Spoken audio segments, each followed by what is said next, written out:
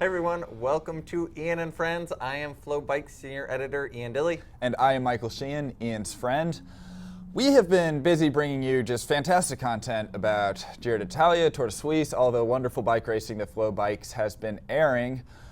But we have neglected to talk about perhaps the most important discipline of them all, gravel racing. And that is what we are going to kick off our show with today. So much drama around gravel racing right now.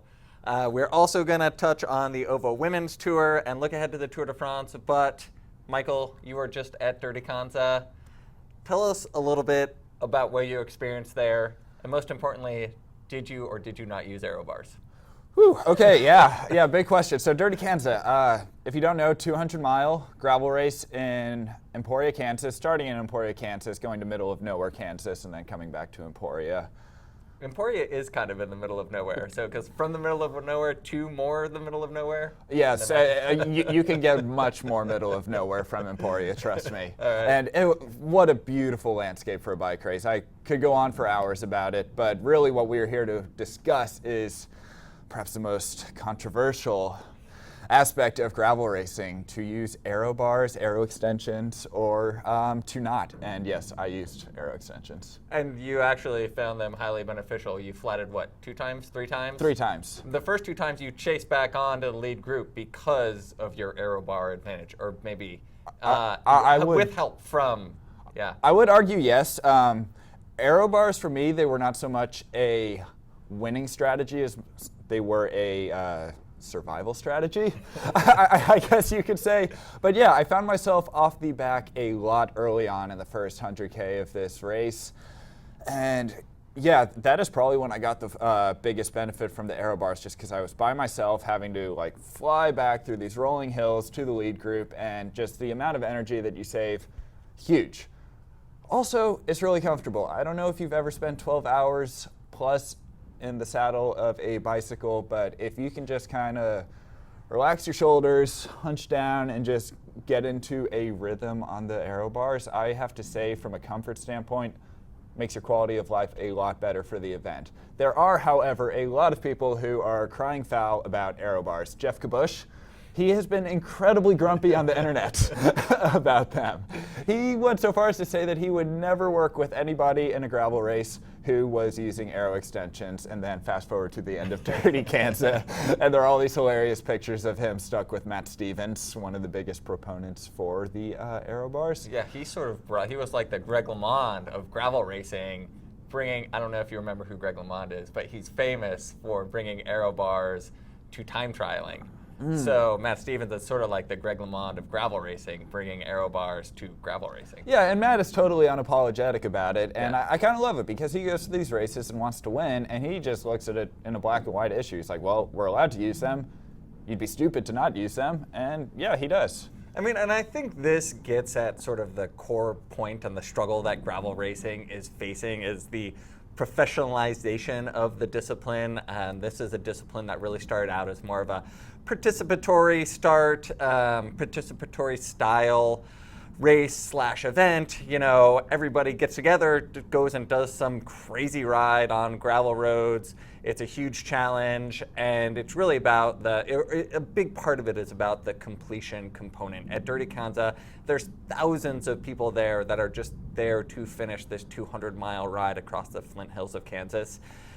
Now we have people like you, former professional road racers, professional mountain bikers, professional cyclocross racers. In the women's race, we had Katie Keough, runner-up in the World Cup in cyclocross in this race, battling Alison Tetrick, who's a former World Tour women's cyclist. So the discipline is becoming much more professionalized. So I think the debate is really less about aero bars, whether or not to use them, and this effort to really maintain, the core elements of what makes this discipline so special.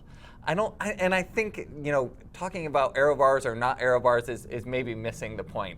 From your perspective, were you caught up, by the vibe, by the completion effort? Was it more about the race and being the fastest person out there and using aero bars to crush all competitors, or being out there in the beautiful, Flint Hills, this national grasslands, going on a really cool ride? Yeah, so for me, it was probably the first time that I've entered a bicycle race, bicycle ride, bicycle event in years where I just honestly had no idea if I would be able to finish it. I've never ridden anywhere close to that distance before. And it was an amazing personal challenge, and it just took you on an adventure, and that is what so many of the riders there are doing. There are probably around 2,000, maybe more, riders trying to do the 200-mile event at Dirty Kanza, and there's 20 there who are trying to win, probably. And, you know, like, there's bickering amongst the professional, that they're pretty much all retired professionals who are getting the call-ups at Dirty Kanza. So there's bickering amongst them about the aero bar debate. But for the people who are there for the experience, you know, ride what you got and have a blast. That's really the beauty of the gravel racing. And it is getting more professionalized, but I think that there is a really down-to-earth sense, even amongst the top contenders at these races, that it's an experience. They're not there trying to make money. There's no cash on the line for the winner, which is, yeah, it just kind of makes it a more pure cycling event, and that's a really attractive thing for, you know, people like me who have been racing really, really competitively for the last few years. It's a breath of fresh air. Yeah, the other big debate at Kanza this year came from the women's race. You know, Katie Keough finished alongside her husband, Luke Keough, who is a former professional road racer himself. I think still professional. Maybe still professional, yeah, on UHC. But he suffered a really bad crash on his motorcycle. He was hit by a car. Just recovering from that. This was an event that him and Katie wanted to do together. You know, there's some contention about how much of a help he was to her in terms of, you know, her drafting off of him, using him to get back to the lead group. Whatever. You know, it didn't seem like Allison Tetrick, who's the former winner of this event, who placed third this year, she didn't seem too upset. I mean, everybody is out there racing with everybody else, men and women alongside each other. If it was a women's only event and, you know, she was getting assistance from another man there, you know, obviously that would probably be against the rules, but it's not. And you know, I've talked with Allison about this, and she sees the sport becoming, or the discipline becoming, more professionalized. But you know, she's a huge proponent of the completion effort, the participatory element, and I think, you know, these racers and people at your level just want people to stop being so touchy about it. You know, everybody's just out there to have a good time. Yeah, and it was an interesting thing with the Keough couple. Honestly, I saw this as kind of like a Keough couple retreat. If you're two really, really high-quality bike racers and you happen to be married, you go do a 200-mile gravel race together. And it was, from the start, you could tell that the two were not going to leave each other. You know, Luke was there to kind of shepherd Katie through, and I have to say, she stayed with the lead group for an insane distance, and I think I found myself off the back with Allison Tetrick quite a lot throughout the day. We both kind of were chasing back mishap after mishap, and that's what happens. Katie, she had her husband there, and, you know, that's fair. It's a mass start bike race. It's what we see a lot of women have to deal with just in local racing. They do crits with the Masters men or something because, you know, it's just how it works. So yeah, I don't think anyone was too upset about that, even though there was a little bit of an internet furor about it. All right, let's move on. Yeah. We could spend all day talking about gravel racing. Please ask me more. The other exciting race that we didn't get to talk much about last week because we were covering the Tour de Suisse is the OVO Women's Tour in Britain. Really cool race, 5 stages throughout Britain. Equal prize money for the women's Tour of Britain and the men's Tour of Britain, you know, put up by the OVO Energy Group in the UK. And American Karine Rivera was the champion of this race. Just a phenomenal ride on her part. Took the leader's jersey on, I believe, stage 2 after she won a stage. And there couldn't, you know, it's really another feather in her cap is becoming a GC rider. She's had huge results in the past. You know, the only American winner of the Tour of Flanders. And there couldn't be a stage race that was more tailor-made to her skill set. Just a really tenacious rider that's always going to be the fastest finisher, out of a group at the end. Yeah, Karine Rivera is first and foremost a sprinter. We have known her for years as having a really ferocious sprint, especially in the United States where she went to college and raced throughout then. We've seen her absolutely blossom as a World Tour racer in recent years, and this is a huge, huge stepping stone for her. This is a women's World Tour stage race. It's her first World Tour stage race overall GC victory, which is fairly unprecedented. She won Joe Martin's stage race in the States a couple years ago, which is GC win, lower level though. This is huge for her. That being said, it wasn't the most difficult stage race in terms of climbing. We saw teams like Canyon SRAM, who had Katia Nuiadoma. Did I say that right? I apologize if I didn't. She was saying after the last stage that she really thought that the climbs were going to be bigger. I don't know if just didn't quite get the profiles right in the road book, but yeah, they wanted a bit more climbing. Everything that the race through at Coryn Rivera and her Sunweb team, they were able to handle really, really well, and she just, yeah, huge win. And this really was a team victory for Sunweb. This is a team that really has a sort of all-for-one type ethos and the whole structure of the team, the culture of the team. And going into this race, I'm sure they saw Karine as a potential winner. The stage that she won is probably one of the hardest stages of the entire race, just in the way that it was raced. Marianne Vos, one of the greatest women's cyclist of all time, was just shredding the field. Multiple groups all across the road coming into some of these time bonus sprints. And, Karine really went toe-to-toe with Vos out of a small group. By the time they got to the finish line, there was maybe a dozen women left in the group. A perfectly timed bike throw over Vos to get the stage victory.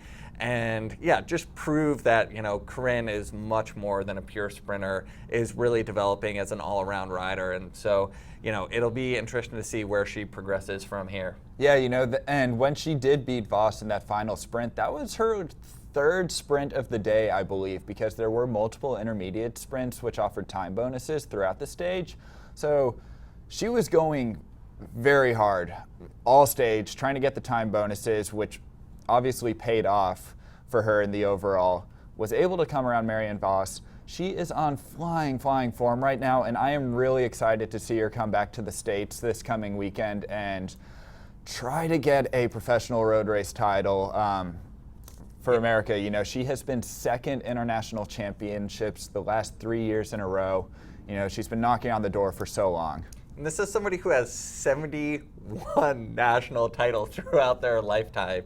I mean, obviously a huge champion, a big winner, but no national title to her credit. And one of the problems these World Tour racers face on both the men's and the women's side is that when they come back to the States, they're facing domestic teams of, 8+ riders. So that's going to be difficult for Karine to overcome. Mm-hmm. But like you said, she's been second multiple times, and she will have a teammate in Ruth Windner at this year's national championships. Ruth Windner is new to Sunweb this year, just moved up to the World Tour. So that's going to be a huge assistance for her coming into this national championships. And yeah, it'll definitely be a battle this weekend. Yeah, well, we wish her the absolute best in Knoxville. Excited to see it happen no matter what. All right, moving on. Criterium du Dauphiné. Saw Team Sky. This is kind of their race. They just bludgeon everybody there year after year. Yeah, how does this look moving forward towards the Tour? I mean, the biggest takeaway from the Dauphiné is how is Team Sky going to pick their team for this year's Tour de France? And we've been seeing reports that Egan Bernal is going to do the Tour. That was announced by his agent. just driving up the value a little bit. Suspiciously enough, yeah. Right after his first World Tour win at the Tour of California. But yeah, I mean, Egan Bernal, Kwiatkowski obviously is a shoe-in. Geraint Thomas obviously a shoe-in.